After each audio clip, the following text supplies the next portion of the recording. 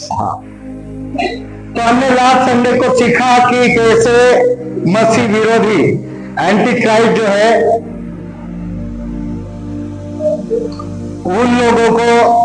उन लोगों के माथे पर और दाहिने हाथ पर आपने क्या करेगा, छाप लगाएगा।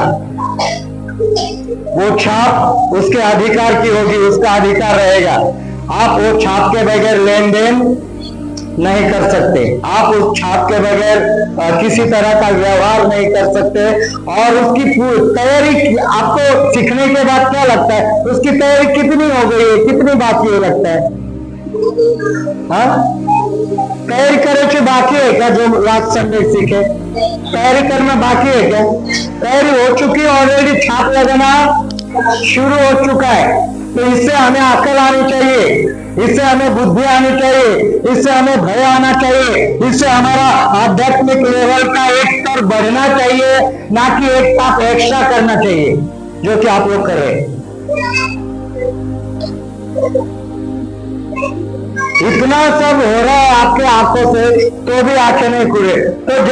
तो अभी वही लोग रहेंगे धरती पे लास्ट में, मतलब 3.5 साल बाद, संकट काल के बाद जो महासंकट काल शुरू होगा, वो लास्ट में जब 666 शुरू होगा, तो सिर्फ और सिर्फ वही लोग रहेंगे जिनके माथे या हाथों में उस एंटी क्राइस्ट की क्या है, छाप है।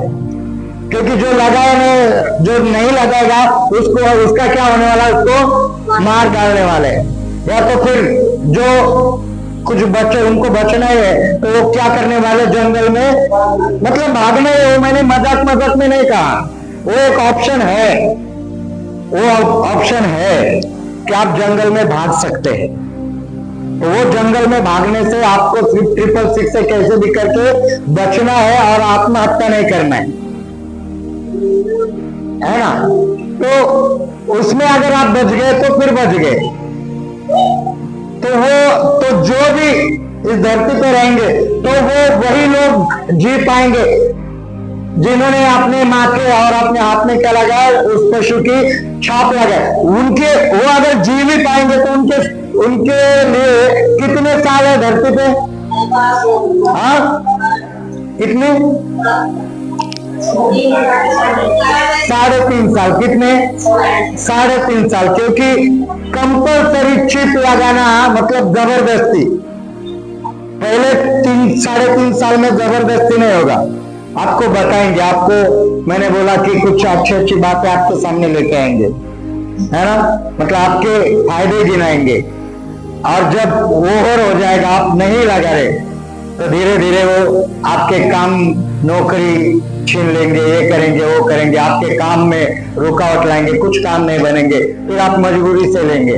और उसमें से भी आप नहीं ले रहे, तो फिर 3.5 साल बाद पकड़ के, क्योंकि आपका सारा डेटा आधार कार्ड का उनके कंप्यूटर में ऑलरेडी दिया हुआ है, तो उन लोग क्या करेंगे, कंप्यूटर में चेक करेंगे, कोपर करने से कितने लोग का बाकी है, तुरबे से कितने है, तो राशि के कितने हैं, तो सारा डिटेल है। तो महानगर पालिका वाले आपके घर आके आपको पहले प्रोत्साहन देंगे, ये करेंगे, फिर आपको जबरदस्ती करना स्टार्ट करेंगे, ये करेंगे। और जैसे ये पहले संकट काल का 3.5 साल खत्म होता है, एंडिंग में जैसे ही डेटा उनके पास पूरा जाएगा, वैसे ही उन लोग क्या करेंगे, फिर आपको पकड़ के जेल में डालेंगे, उनके हिसाब से वो आपको मार डालेंगे, उनकी सजा होगी जो भी इस छाप को नहीं लेगा। तो सिर्फ इस साल, वो 3.5 साल बाद सिर्फ और सिर्फ वो धरती पे कोई रहने वाले लोग हैं, तो वो है जिनके माथे और हाथों में 666 की छाप है, उस पशु की छाप है, वही लोग रहेंगे। और ये 666 लेने के कारण, ये छाप लेने के कारण परमेश्वर का गुस्सा 7वें आसमान में पहुंच जाएगा। परमेश्वर का गुस्सा जो है, क्योंकि अभी जितने बचने थे बच गए, जितने भागने थे जंगल में भाग गए, जितने संकट में मरने थे मर गए, लेकिन जिन्होंने उस पशु की छाप को ग्रहण किया, वो तो परमेश्वर के क्रोध से बिल्कुल, मतलब ऑलरेडी क्रोध में मरे सब लोग, लेकिन अभी जो भयानक क्रोध परमेश्वर का आने वाला है, वो सिर्फ और सिर्फ 666 लेने वालों के ऊपर आएगा। वो बहुत भयानक। और वो पहला पढ़ेंगे, हम लोग पढ़ेंगे। अतः पहले स्वर्गदूत ने जाकर अपना कटोरा पृथ्वी पर उंडेल दिया, तब उन मनुष्य के जिन पर पशु की छाप थी और जो उसकी मूर्ति की पूजा करते थे, एक प्रकार का बुरा और दुखदायी फोड़ा, इस तरह का फोड़ा के लिए ठहर में थोड़ी के लिए, है ना, इस तरह का फोड़ा मनुष्य। तो मैंने आपको बोला था, इस तरह के फोड़े जैसे उन लोगों के ऊपर जो धरती पे बचे कुचे लोग हैं, जिन्होंने उस पशु की छाप लगाई है, जो बचे कुचे लोग हैं, इस तरह के दुखदायी फोड़ा का है। कौन सा फोड़ा? दुखदायी, मतलब बहुत ही ज्यादा परेशान करने वाला, बहुत ही ज्यादा तकलीफ देने वाला। अरे हम लोगों को छोटा मोटा फोड़ा आता है तो थोड़ा तकलीफ होता है, एकदम नॉर्मल, ना के बराबर। बट वचन में ही लिखा है कि दुखदायी, मतलब दुख देने वाला फोड़ा। अगर इस तरह के पूरे बॉडी में फोड़े आए तो मैंने आपको कहा था, आप मेरे भाई बहन परिवार हो, नंगे बैठोगे आप लोग महासंकट काल में, अपने आप को छुपा नहीं पाओगे, नंगे बैठोगे। उसको कुछ किसी तरह का टच भी होगा तो आप वो सह नहीं सकते। इतना दुखदायी फोड़ा आने वाले समय में, यानी महासंकट काल के समय में, और जिनके हाथ या माथे पर पशु की छाप लगाई गए हैं, उनके ऊपर इस तरह के दुखदायी फोड़े आएंगे। एक वचन वाचा पर दरकार लाते थे, पहला वचन। हाँ, फिर मैंने मंदिर में किसी को उधर शब्द से उन सातों स्वर्गदूत से यह कहते सुना, जाओ परमेश्वर के प्रकोप के, हाँ, जाओ परमेश्वर के प्रकोप के सातों कटोरों को पृथ्वी पर उंडेल दो, है ना। परमेश्वर के प्रकोप के मतलब अभी पहले 3.5 साल में संकट काल था, तो उसमें जो 7 दूनी 14 विपत्तियां हुई, उसके बाद का 3.5 साल वो पूरी तरह से 666 यानी पूरी तरह से एंटी क्राइस्ट का होने के कारण परमेश्वर के प्रकोप का, परमेश्वर के प्रकोप के कटोरे अभी क्या करो, मतलब अभी जो 7 विपत्तियां है वो परमेश्वर के गुस्से की है, परमेश्वर के प्रकोप की विपत्ति। अभी उसका प्यार, अभी उसका दरिया दिल, अभी उसका प्यार का सागर हो सब बंद। हम गीत गाते हैं, प्यार का सागर। ये 3.5 साल में परमेश्वर को कोई कहेगा नहीं कि तू प्यार का सागर है। परमेश्वर प्यार का सागर तब तक है जब तक आप उठा लिए नहीं जाते, तब तक वो आपके ऊपर प्यार लुटा रहा है। अभी भी परमेश्वर हम पे प्यार लुटा रहा है, लुटा रहा है नहीं लुटा रहा है। उसके दया के कारण आज हम इस भवन में बैठे, नहीं तो आप यहाँ आपकी आने की हिम्मत नहीं, और हम में से किसी की भी औकात नहीं है कि हम प्रभु के भवन में बैठ के उसकी आराधना करें। ये तो पक्का याद रखना, हम अपने औकात से, हमारी ताकत से, या हम आप बहुत शाने, बहुत अच्छे, या बहुत प्रभु ज्यादा एक्स्ट्रा प्यार कर रहा है, इसके कारण नहीं है। प्रभु की दया के कारण, उसके अनुग्रह के कारण आज हम उसके भवन में बैठे हैं। आज है ना, मतलब यहाँ तक बैठना लोगों ने शुरू किया था अपने चर्च में, पूरी भीड़ कम हो गया, आधा चर्च खाली है। समझ में आ रहा है? तो ऐसा लगता है कभी कभी ऐसे लोगों को देख के कि उनको नाश के लिए प्रभु ने छोड़ दिया है, उनके ऊपर दया भी नहीं होती है प्रभु की। जे आहे नाही ओळे ना समजे की मिले शहाणा मिले असं तसं आहे। मला तर वाटतं देवाची दया, देवाने त्यांच्यावर दया करायचं बंद केलं, क्योंकि प्रभु की दया होती तो आज वो यहाँ पर होते, क्योंकि प्रभु ने उनको बहुत बार परखा है, बहुत बार प्रभु ने उनके ऊपर दया करके देखा है, बहुत बार प्रभु ने उनको समय दिया है सुधारने के लिए। बार बार अगर वो नहीं सुधार रहे तो मुझे लगता है प्रभु ने उनको छोड़ दिया है। और प्रभु का छोड़ना मतलब ये सारे विपत्तियों में पड़ जाना। तो 7 साल में 3.5 साल बाद 7 कटोरों की विपत्ति विपत्तियां आनी शुरू होंगी। और ये 7 कटोरों की विपत्तियां सिर्फ और सिर्फ 666 जिनके माथे और हाथ में उस पशु की छाप है उनके ऊपर। और पहले स्वर्गदूत ने कटोरा पृथ्वी पे उंडेला और इस तरह के फोड़े उस मनुष्य जेवढे, और एक ही नहीं जितने पृथ्वी पर बचे सगळ्यालाच फोडी, म्हणजे कुणी कोणाला पाहायचं नहीं। काभी जो मेकअप करके घूमते ना आप लोग, थोड़ा या मेकअप वाला ध्यान द्या, तेव्हा तो ऑटोमॅटिक मेकअप करणार। देव बाप ऑटोमॅटिक तुम्हाला लाली लिपस्टिक त्या कटोऱ्यामध्ये ओतून तुमच्या अंगावर असा टाकणार। त्याचा अर्थ हा नाही म्हणत की तुम्ही मेकअप करू नका, चांगलं छान राहा, पण तेवढी पवित्रताही ठेवा, तेवढं भय पण देवाचं ठेवा, जेणेकरून हा मेकअप तुम्हाला मिळणार नाही। बाकी काय नाही म्हणणं, तुम्ही राहा, छान राहा, पण हा मेकअप नका घेऊ, थोडं जपा। विचार करा तुमच्या चेहऱ्यावर हे, आणि तुम्ही ज्योती सिस्टरच्या पार्लर मध्ये गेलात, सिस्टर जरा हे काढून द्या, जमेल का सिस्टर तुम्हाला?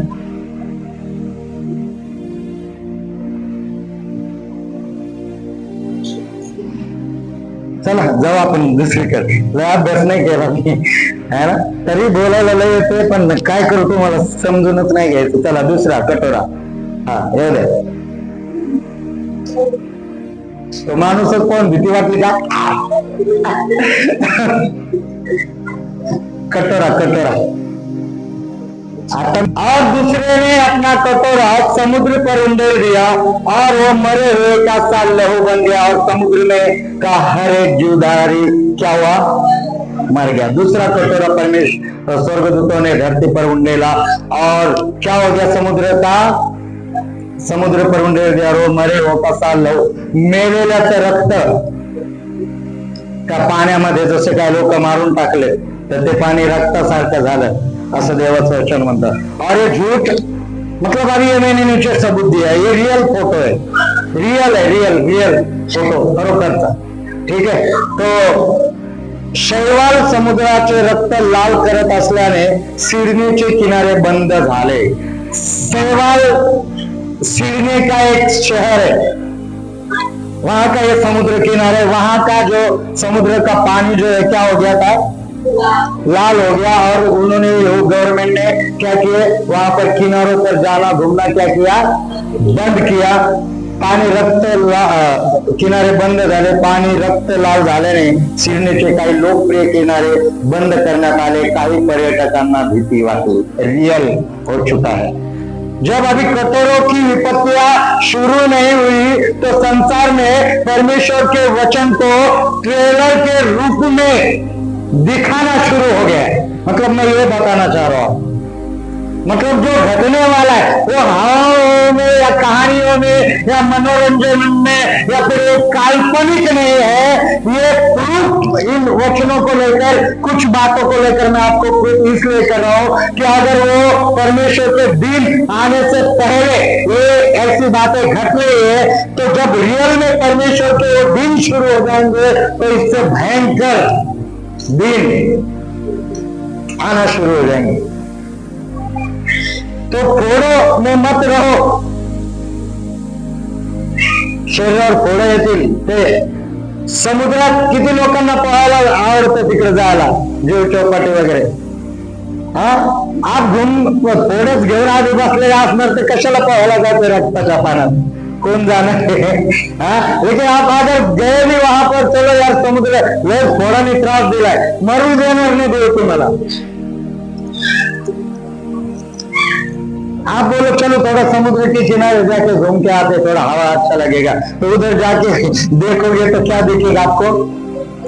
क्या दिखेगा? वहां का पानी क्या हो चुका है? और समुद्र में क्या हर एक जीवधारी मर गया। मतलब क्या हो जाएगा? जो भी समुद्र के अंदर जीव है, जो मछली है, जो भी प्राणी समुद्र के है, तो सारे के सारे आपको समुद्र के बाहर मेल्यानंतर येतात ना बाहेर मुर्दे, हा ते सारे तुम्हाला समुद्र किनारे आलेले येऊन पडलेले दिसते। किन किन को ऐसा देखना है, अच्छा लगता है?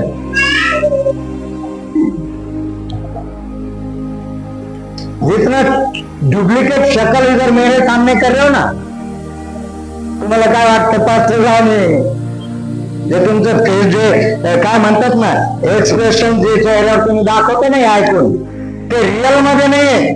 मी आत्ताही बोलतो तुम्हाला तळतळून, ते रिअल नाही, ढोंग आहे तुमचं, ढोंग. कपटे आहेत तुम्ही, खोटे आहेत. ते बॅक साईडला तुमचा शैतानी क्रूर चेहरा आहे, जे घरी जाऊन हसता तुम्ही. म्हणजे हे फक्त इथंच आहे, घरी तुमच्यावर काही इफेक्ट नाही पडला, फरकच नाही. रिअल है, फैक्ट मैं बोल रहा हूं.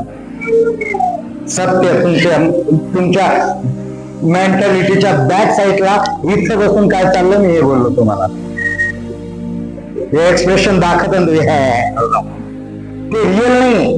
कारण जर तसं असतं ना तुमच्या जीवनात फरक पडलेला दिसला असता, जो की 1% पण वाढला नाही. समझ में आ रहा है आपको? झूठ नहीं बोल रहा मैं, अरे आपको अच्छे से पता पास्टर बिल्कुल सही बोल रहे. तुम्हाला स्वतःला कळते की पास्टर बरोबर बोलत है. लेकिन यही आपका चुप रहना, मतलब अनदेखा करना, यही आपका हल्के में लेना, यही आपका चलता है. अरे देखेंगे किसका क्या होता है, मैं तो चल रहा है. यही अनदेखा करना आपको एक खून का पानी पीने के लिए यही म्हणजे इथंच ठेवणार. हे पण तुम्ही ध्यानात आहे, इथंच ठेवणार. हे डुप्लिकेट जे करता ना तुम्ही चेहरे, इथं तर पांचटपणा करूच नका माझ्या समोर. कारण मला एकेकाचा चेहरा माहिती. समज में आ रहा है? लेना तो सिरियस लोक. इथं थोबड वाकडे करतो तर घरी वाकडे करा, गुडघ्यावर जा. घरी गेल्यावर ऐकून गेलं ना, 2 तास बसा गुडघ्यावर, देवाचं वचन घेऊन बसा, रडा, आपल्या पापाला घेऊन रडा. परमेश्वर के सामने रखो अपने पापों को, रो कि मैंने क्या गलती किया प्रभु, मुझे क्षमा कर, मेरे परिवार के ऊपर दया कर.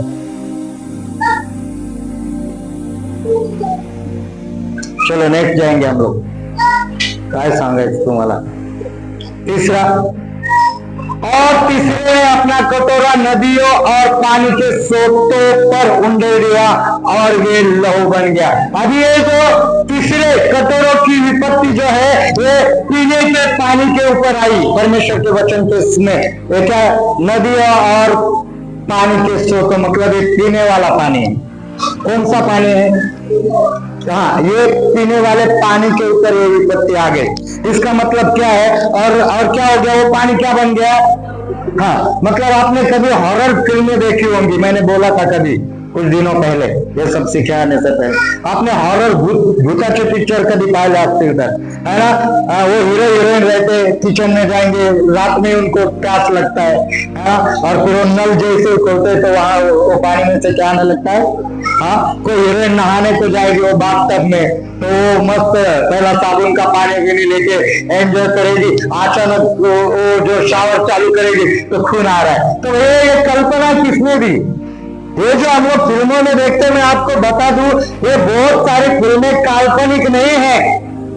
ये स्टोरी काल्पनिक नहीं है. लिखने वाले लिखते हैं उनके हिसाब से काल्पनिक है, ऐसा है वैसा है, लेकिन इसके पीछे बहुत बड़ा शैतान का, लूसीफर का हाथ है.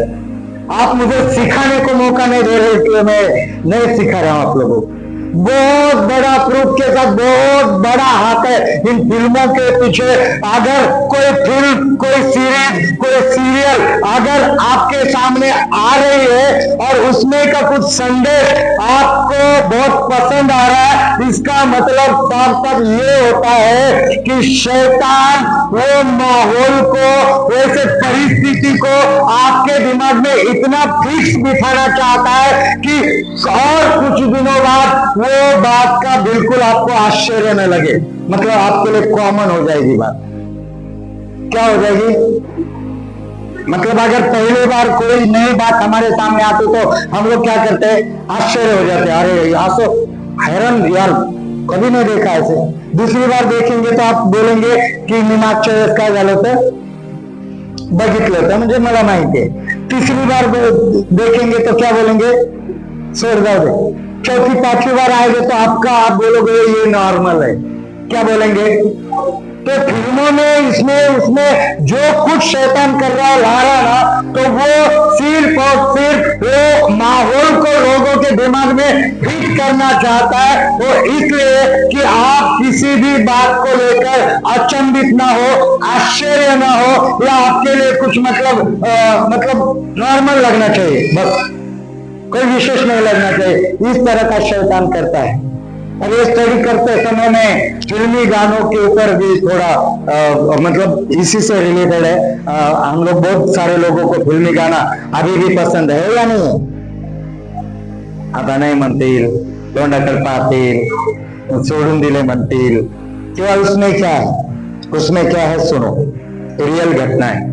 अफ्रीका में वो बहुत बड़ा स्टडी है, लेकिन वो नहीं, मैं सिर्फ एक उदाहरण दूंगा।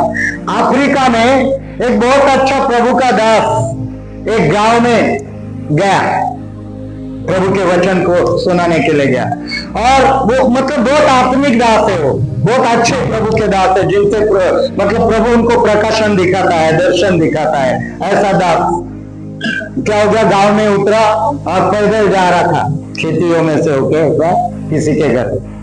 तो उन्होंने एक व्यक्ति को देखा जो ट्रैक्टर पे खेती कर रहा है, म्हणजे नांगर नहीं करतो, नांगरत होता तो ट्रैक्टर में, और उसने फिल्मी गाना लगाया। वो ट्रैक्टर चलाने गाड़ी लावतात ना, आपको पता है गांव में खेती करते मोटा स्पीकर देतात करून, है ना। तो ये रियल घटना है। तो वो पास्टर ने देखा कि वो ट्रैक्टर वाले ने बहुत फिल्मी गाना मतलब ऊंचे आवाज में लगाया, बड़ा आवाज किया हुआ है। वो पास्टर वहां से जा रहे हैं और वो ट्रैक्टर वाला खेती में काम कर रहा है और फिल्मी गाना पास्टर को सुनाई दे रहा है। पास्टर देख थोड़ा ऐसे रुक के मतलब वो अन्य भाषा में प्रार्थना किए, अन्य भाषा में प्रार्थना करे। वो देखे, पास्टर ने देखा कि जैसा जैसा वो ट्रैक्टर चल रहा है वैसा वैसा वो ट्रैक्टर के छत पे दुष्ट आत्माएं वो गाने के ऊपर नाच रही है।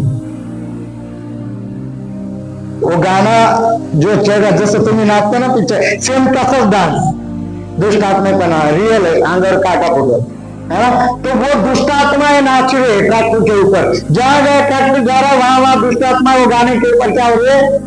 तो फिल्मी गाने सुनने वाले सुनो,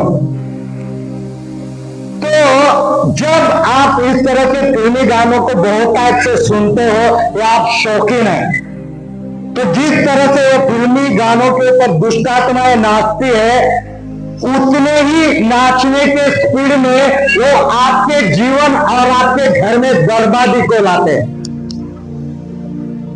वो फिल्मी गाना जिसको आप नॉर्मल कहते हो, वो गाना दुष्टात्माओं को नचाता है, और वही फिल्मी गाना उतनी ही बर्बादी को आपके घर में, क्योंकि दुष्टात्माएं नाचते हुए आपके घर में के माहौल को बनाते। और फिर हम लोग प्रार्थना करने जाते हैं, प्रार्थना की काही झालं, अरे तू नाचत नाचत बर्बादी घरात नेलीस, दररोज घरी गेला का तू टीव्हीवर पिक्चर गाणे लावून ते माहोल क्रिएट करतो बर्बादीचं, आणि तू प्रार्थना काय करतो, इकडे आहे ना तिकडे आहे ना, या पास्टरकडे नाव आहे ना त्या पास्टरकडे नाही आहे ना, युट्यूब वाल्याला फोन केला काहीच फरक नाही। अरे तू दुष्ट आत्म्याला नाचवतो तुझ्या घरात, तू दुष्ट आत्म्याला नाचवतो तुझ्या जीवनात। कसली अपेक्षा करतो आपण कोणाकडून? तो ये अंधापन है कलीसिया का, तो ये अंधापन है प्रभु के लोगों का। ये सब उनको मालूम नहीं, सिर्फ उनको ये चाहिए कि प्रार्थना किया मतलब मेरा भला चंगा होना चाहिए। भूल जाओ, ये वो कलीसिया नहीं भैया, आपके लिए रास्ता खुला है। म्हणजे मी स्पष्ट क्लियर सांग, अगर आपके सोच में वो है ना, क्योंकि ये बातें मैं आपको सिखाते सिखाते खुद सीख रहा हूं ना, तो मेरा भी सीखना मतलब क्या हो रहा है, बढ़ रहा है, मतलब मुझे पता चल रहा है। जो चीजें मुझे खुद को पता नहीं थी वो ये आपको सिखाते सिखाते खुद को पता चल रही। तो इसका मतलब है यहाँ का पास्टर के हाथ में कुछ नहीं है, यहाँ के आराधक के हाथ में कुछ नहीं। हम लोगों का काम है हम प्रभु की आराधना करें, हम लोगों का काम है हम प्रभु के वचन को प्रचार करें। लेकिन आशीष को, आपके घर के शांति को, आपके चंगाई को अगर कोई देगा तो सिर्फ और सिर्फ आप उस शांति और आनंद को आपके जीवन में लाएंगे, आपके व्यवहार, आपके बर्ताव के द्वारा। तो लिखा तो पास्टर ने, जब फिर मैंने इसके ऊपर सोचा कि दुष्टात्माएं नाच रही, उसी जगह अगर प्रभु का गाना लगा दिया जाए, उसी जगह अगर आराधना का गीत लगा दिया जाए, तो वो एरिया में आपके सर के ऊपर, आपके घर में, जिस जगह वो आप प्रभु के आराधना के गाने सुन रहे, वहां पर स्वर्गदूत नाचने लगेंगे। और स्वर्गदूत जब नाचेंगे तो सारे बरकतों को आपके घर में ले जाएंगे। स्वर्गदूत जब नाचेंगे तो सारे आशीषों को, चंगाई को आपके घर में लाएंगे। तो आपके ऊपर डिपेंड करता है आप आपके घर में, आपके जीवन में किसको नचाना चाहते हो, हे आधी आपका जिम्मेदारी आहे। तुम्हाला तुमच्या घरात, तुमच्या जीवनात कोणाला नाचवायचंय हे तुम्ही ठरवायचं। याला त्याला बोट दाखवून दोष देण्यात काही अर्थ? कितनों को समझ में आई ये बात? समझ में आ रहा है आपके? अरे सुनना है नहीं सुनना है, क्या करना है ये आप देखो। मतलब थोड़ा भी आप शैतान को मौका देते तो उतने दुष्ट आत्माएं काम करते हैं, और वही मौका अगर आप प्रभु की महिमा के लिए देते तो उतने स्वर्गदूत आपके जीवन को हरा भरा कर देते आशीषों से। ये इतना अच्छा लगा ना मुझे, वो जब मैं स्टडी कर रहा था। माइक चालू है क्या? थोड़ा देर समझ में आ रहा आपको? तो क्या हो रहा है कि तीसरे ने अपना कटोरा नदी और पानी के सोतों पर, तो जब आप पानी पीने को जाएंगे ना, कटोरे के समय में अगर आप रहे, अपने 666 आपके हाथ में और माथे पे है शैतान के छाप, अगर आपने लिया, आप वो समय में 3.5 साल में जब आप पानी आपका नल शुरू करेंगे तो उसमें से खून आएगा, और रियल खून आएगा। ये फिर से बोल रहा हूँ, बहुत काय म्हणू मराठीतून खूप तळ म्हणून खरोखर सांगतोय, रिअलचं रक्त तुमच्या त्या पिण्याच्या पाण्याच्या नळामध्ये येणार। नदियों में आप नहीं जा सकते पीने को ढूंढने, क्योंकि वहां की नदी भी खून बन चुकी होगी। वहां की नदी पीने के सोते जो है खून बने चुके होंगे। आपके घरों में जहां जहां भी नल है पानी का, वहां आप खून आएगा। क्या पियोगे? आधीच सारं शरीर फोडाने भरलेलं, त्याच्यात गोडवाने रक्त प्यायचे, वार। आणि अक्कल कोणाच्या डोक्यात जायना पासून आपला चिडून तळतळून बोलतो। आगे बढ़ते।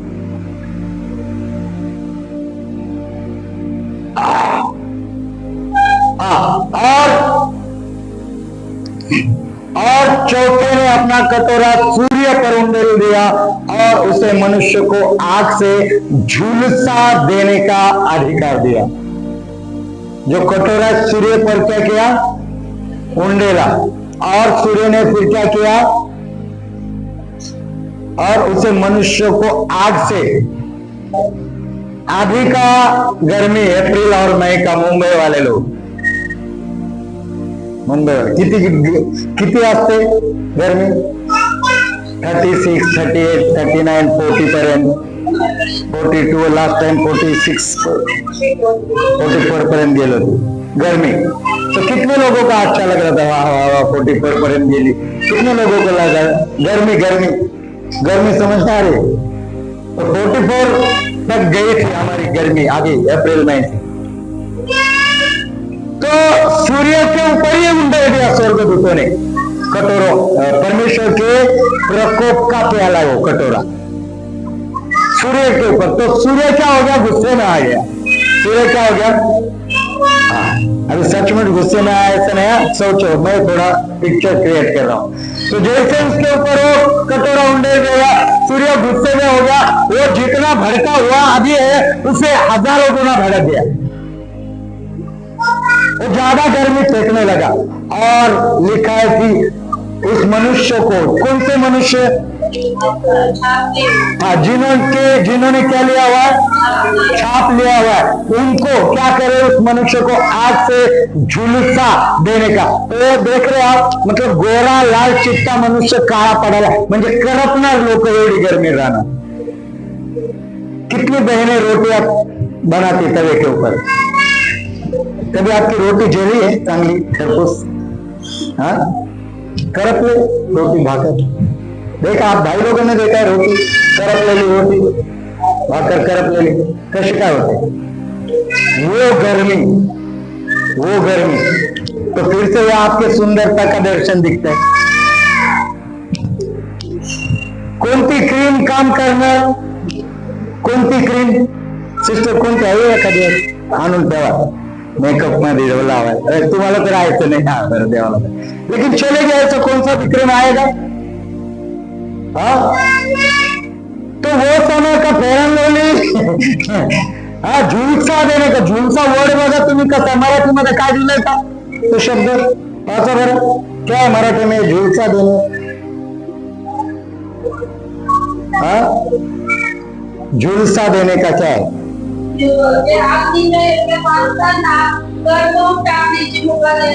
माणसांना कर कोण टाकायचं, किसको?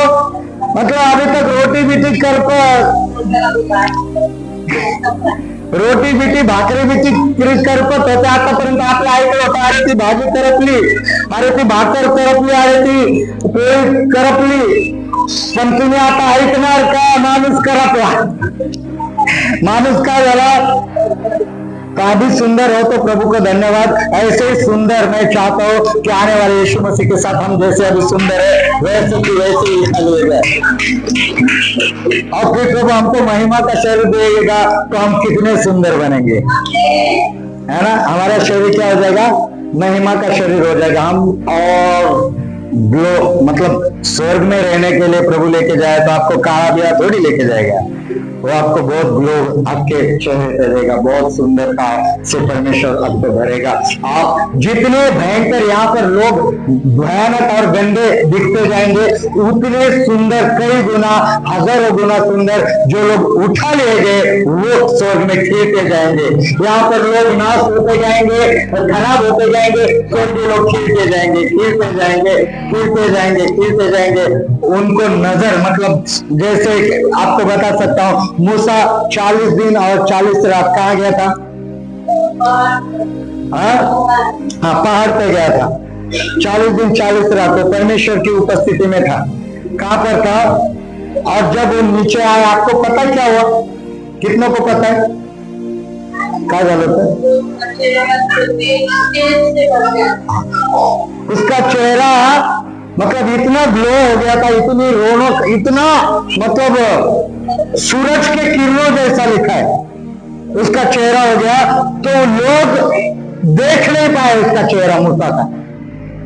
लोक तोंडावर झाकून घ्यायला लागले, त्याचा चेहरा बघू शकत नव्हते मोशेचा, क्योंकि परमेश्वर की उपस्थिति में कितने दिन रहा था? सिर्फ 40 दिन, और लोग संसार के उसका चेहरा देख नहीं पाए। हम लोग 7 साल स्वर्ग में रहने वाले, समझ में? और वो भी धरती पर था मूसा। मूसा कहाँ पे था? धरती पे था, बस परमेश्वर की उपस्थिति में था, पहाड़ पे परमेश्वर की उपस्थिति में वो बैठता था 40 दिन 40 रात। सोचो 7 साल हम जहाँ परमेश्वर बैठता है उसके महल में, उसके भवन में हम लोग, हाँ, हम लोग कितना ग्लो हो जाएंगे यार। और उतने लोग यहाँ भयंकर ऐसे काले करप्ती लोक करप्ती करपायचं का कोणाला? अरे इथं नाही म्हणता, घरी जाऊन करपायची हरकत करता तुम्ही, इथं नहीं म्हणता। हाँ, यार आप लोग नहीं बोल रहे, हमको नहीं करपना है, घरी जाऊन करपायची हरकत आहे। तुम्ही करपायची नाही तर चुलीत टाकायची हालत करता तुमची, चुलीत टाकून तुमचा कोळसा राख, हे तर करपायचा विषय, राख झाल्यासारखं जीवन जगता रोज आणि रोज।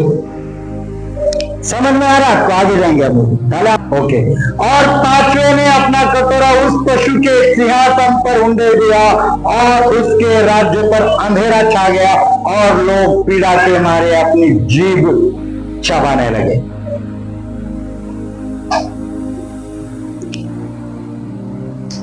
पशु के सिंहासन पर क्या किया?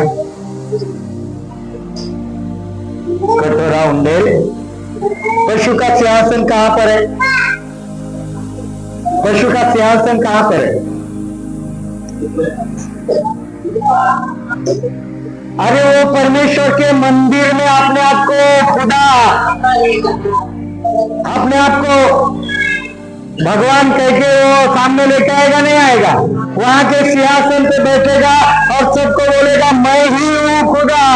अभी आपको किसी और की आराधना, वो मंदिर में जो आराधना शुरू रहेगी, वो मंदिर की आराधना को बंद करेगा, स्टॉप करेगा, वहां के विधियों को बंद करेगा कि अभी इसकी जरूरत नहीं है, अभी यह परमेश्वर की आराधना करना बंद करो, अभी मैं हूं, उसको वो मतलब वो जगह लेगा, वहां पर उसकी मूर्ति की स्थापना होगी और वो सिंहासन पे वो जा बैठेगा। तो पांचवें कटोरा जैसे मतलब स्वर्गदूत लेके आएंगे तो पशु के सिंहासन पर उंडेला जाएगा। फिर जैसे ही उंडाला जाएगा मतलब उसका कुर्सी, उसका सिंहासन हिल जाएगा, वो कांपने लगेगा, क्योंकि उसको पता है अभी उसको नरक में जाने का समय है, परमेश्वर के प्रकोप के पीड़ा में वो भी आ जाएगा। और जैसे ही सारे लोग हैरान हो जाएंगे देख के, बाप रे बाप, ये चमत्कार करने वाला, बाप रे बाप, इसने संसार को शांति दी, बाप रे बाप, ये इतना बड़ा इंसान, बाप रे बाप, उसका सिंहासन तक क्या हो गया, हिल गया। समझ में आ रहा है? म्हणजे समझ में आ रहा है क्या? फॉर एग्जाम्पल, अगर आप किसी को बहुत मजबूत देखते हैं, मतलब आपके नजर में कोई भी बहुत मजबूत है, इतना मतलब भाई भी वाले लोग है ना, आपको पता है कि वो किसी से डरता नहीं, उसको सारे लोग डरते हैं और वो जो करेगा वैसा, और अचानक उसी को किसी ने मारा तो आपण आश्चर्य होतो का नाही? अरे यार कसं त्याला मारलं, त्याच्या अवतीभोवती सतत बॉडीगार्ड असतात, सतत ऐसा होता है वैसा होता है, वो तो मरेगा ही नहीं, लेकिन उसको भी क्या हुआ वैसा। जैसे ही परमेश्वर के स्वर्गदूतों ने पांचवा कटोरा उंडेला तो वो पशु के सिंहासन पर उंडेला, और लोग क्या है, अपनी जीभ, मतलब लोग और डर जाएंगे, धरती पे रहने वाले लोग, कि इतना बड़ा ताकतवर नेता या उनका भगवान या अपने आप को जो भी समझ रहा था, उसका सिंहासन तक क्या हो गया, हिल गया। अभी तो हमको कौन बचाएगा, हमको कौन बचाएगा? त्याच्या खालचं एक वचन वाच बरं, ते आवाज, और अपनी पीड़ा और फोड़ों के कारण स्वर्ग के परमेश्वर की निंदा की। हाँ, लोग क्या कहने लगे, आपने पीड़ा उन्होंने देखा और क्या करने लगे, जीभ चबाने लगे, और क्या कहने लगे, परमेश्वर की क्या करने लगे लोग? अभी इधर ध्यान दो 2 मिनट, परमेश्वर की क्या करने लगे, क्या करने चले लोगों ने? हाँ, मैंने कहा था, आपको पता है कि अगर कोई दारू पी रहा है तो आने वाले समय में प्रभु उसको इसके हवाले कर देगा कि वो क्या करे, दारू पिए। वे विचार करने वाला क्या करे, वे विचार करे, चोरी करने वाला क्या करे। हाँ, मतलब मन फिराने का समय नहीं रहा, अनुग्रह नहीं रहा, खत्म हो गया। अभी उन लोग मन भी नहीं फिरा रहे, उनके मन में भी पश्चाताप की बात नहीं आ रही, और आ भी रही है तो उनका कुछ भी नहीं हो रहा है। मतलब कोई मौका, तो अभी मुझसे क्या आ रहा है, क्या आ रहा है, किसके लिए? परमेश्वराची निंदा करायला लागले, जीभी चावायला लागले, रक्त प्यायला लागले, शरीरावर फोडे आहेत, आणि अशा परिस्थितीत उन लोग प्रभु की क्या कर रहे हैं? बहुत भयानक दिन, बहुत भयानक। देवाची निंदा करायला जायचंय का तुम्हाला? याची निंदा करणं माहिती का काय? वचन में लिखा है, जीवते परमेश्वर के हाथ में पड़ना भयंकर है। कौन से परमेश्वर के हाथ में पड़ना? जीवते परमेश्वर के हाथ में पड़ना। जो पाप करते हैं ना आप लोग, जिस तरह का जीवन जीते ना, उसका मतलब आप जीवते परमेश्वर के हाथ में अपने आप को दे रहे। लिखा भयंकर है वो, जीवते परमेश्वर के हाथ में पड़ना भयंकर है। ये लोग खुद परमेश्वर की निंदा करके क्या हो रहे, अपने आप को परमेश्वर के हाथ में दे रहे। पुढे काय? और अपने अपने कामों से मन न फिरा। हाँ, अपने अपने कामों से क्या नहीं किया उन्होंने, मन, मतलब इतने सारे पाप कर रहे थे, इतने साल गए, इतने कभी पश्चाताप नहीं किया। जब मौका था तभी भी पश्चाताप नहीं किया, जब मौका था तभी भी पाप को छोड़ा नहीं, जब मौका था तभी परमेश्वर को ग्रहण नहीं किया, यीशु मसीह को अपने उद्धारकर्ता के रूप में स्वीकारा नहीं, और आप महासंकट काल में पड़ गए। इतनी सारी पीड़ा, इतनी सारी विपत्तियां उनके ऊपर आ रहे, फिर भी उन्होंने माने, वैसे मौका ही नहीं, लेकिन फिर भी उनको नहीं लगा कि हमें मन फिराना चाहिए। जो कहां पर हम लोग जी रहे, थोड़े क्या है, हाँ? समझ में आ रहा है? तो क्या करेंगे लोग क्या करेंगे, क्या करेंगे? जीभ चबाएंगे, जीभीला चावणार, कार कार कार का तुम्हाला काही वाटणार नाही, कारण एवढे पीडाने भयानक तुम्ही त्या हे असणार तो तुम्ही जीभ काय चावताय, काय क्या आपको हो रहा है, आप पागल जैसा हो जाओगे। आपका धन, आपकी सुंदरता, आपका शिक्षा, आपका प्रॉपर्टी धरा की धरा वैसे रह जाएगा। काय कमवलं, काय केलं, काही डोकं बुद्धिमत्ता चालणारच नाही, भ्रष्ट है। आज ज्या गोष्टीच्या मागे, आज जो चीजों के पीछे आप प्रभु की आराधना छोड़कर, प्रभु के भय को छोड़कर, प्रभु के प्रेम को छोड़कर जिन चीजों के पीछे आप कमाने के लिए भाग रहे हैं ना, वो चीजों का उपभोग यानी उस चीजों का इस्तेमाल आपको, आप पागल जैसा हो जाओगे। पागल पागल के नहीं घूमोगे 3.5 साल, और जीना ही है। मृत्यु मांगोगे तो मृत्यु भी नहीं आएगा। तो इतना सब प्रभु के विरोध जाकर कर रहे हो, तो वे किसके लिए कर रहे हो? प्रभुच्या विरोधात जाऊन जे आम्ही कारनामे करतो, जीवन जी रहे, तो क्यों कर रहे हैं हम लोग, जब ये मिलने वाला हाथ में? और इसके लिए 150 साल नहीं, अभी 1, 2, 3, 4 साल में देखो ये होता है नहीं होता। क्योंकि स्पिरिच्युअल वर्ल्ड यानी आत्मिक जगत एवढं पुढे निघून गेलं तर तुमचं डोकं काही चाललं, आपको कुछ पता नहीं। मनुष्य क्या कर रहा है, 2030 में वो कह रहा है कि ऐसा टेक्नोलॉजी आ रहा है कि कोई मरेगा नहीं, मतलब मरे हुए को भी जिंदा करेंगे। आप ये सर्च कर सकते हैं, मरे हुए को भी जिंदा करेंगे, है ना। ये टेक्नोलॉजी आ रहा है, एक चिप बिठाएंगे तो मैं सल्लो के दिमाग में क्या चल रहा है उसकी सोच को भी पढ़ सकता हूँ, वो मेरे सोच को भी। तो ये सारा कुछ है ना, ये परमेश्वर के खिलाफ है। परमेश्वर मनुष्य को ऐसा नहीं बनाया। और शैतान जो है लूसीफर, वो परमेश्वर की कॉपी करता है। क्या करता है? कॉपी करता है। आप पूरा बाइबल देखोगे तो वो हर चीजों की कॉपी करता है, हर चीजों की। तो एकदम परमेश्वर के रचना को, परमेश्वर के सृष्टि को तो शैतान क्या कर रहा है? चैलेंज कर रहा है। आत्मिक जगत में ये चल रहा है जो हमें आंखों से, और टेक्नोलॉजी आ रही है और हम लोग बोल रहे कि तरक्की कर रहा है, इंसान तरक्की कर रहा है, तरक्की नहीं कर रहा है। साइंस अगर कहीं से जन्मा है तो मेरे परमेश्वर के वचन से जन्मा है। बोलो उनको जाकर, इसमें साइंस है। स्कूल वाला साइंस, स्कूल में साइंस नहीं, यहाँ से साइंस शुरू है। समझ में आ रहा है? समझ में आ रहा है आप लोगों को? चालते का डोकं, हालेलुया, ये चालेगा। तो मनुष्य इतना टेक्नोलॉजी के द्वारा अपने आप को प्रगत बना दिख रहा है, उसके पीछे लूसीफर है, शैतान है। क्योंकि परमेश्वर ने जो बनाया ना, उसका अभी रोबोट आ रहे, बहुत सारे रोबोट आ रहे, बहुत सारे आ रहे, 1-2 नहीं आ रहे, बहुत सारे अभी, है ना। तो परमेश्वर ने मनुष्य को बनाया नहीं बनाया? किसके लिए बनाया? आराधना करने के लिए, अपने स्वरूप में बनाया। अभी लूसीफर वैसा मनुष्य नहीं बना सकता, तो वो क्या कर रहा है? परमेश्वर की कॉपी। तो परमेश्वर को कतई पसंद नहीं उसकी कॉपी करना, परमेश्वर को बिल्कुल। तो परमेश्वर क्या करने वाला है? सारे मनुष्य के बनाए यानी लूसीफर उसके पीछे है, सारे कामों को परमेश्वर क्या करने वाला है? नाश करने वाला। उनके मकसद को प्रभु कभी भी पूरा होने नहीं देगा। अरे होने से पहले यीशु मसीह आके अपने लोगों को लेके, फिर प्रभु अपने वचनों को पूरा करेगा। फिर वो मतलब वो शुरू हो गया। तो ये समझ जाओ, जो हम लोग प्रभु से छुपकर या प्रभु के विरोध में जाकर जो कुछ करने के पीछे भाग रहे, तो ये सबका क्या करने वाले हो? सवाल घर जाकर पूछो अपने आप को।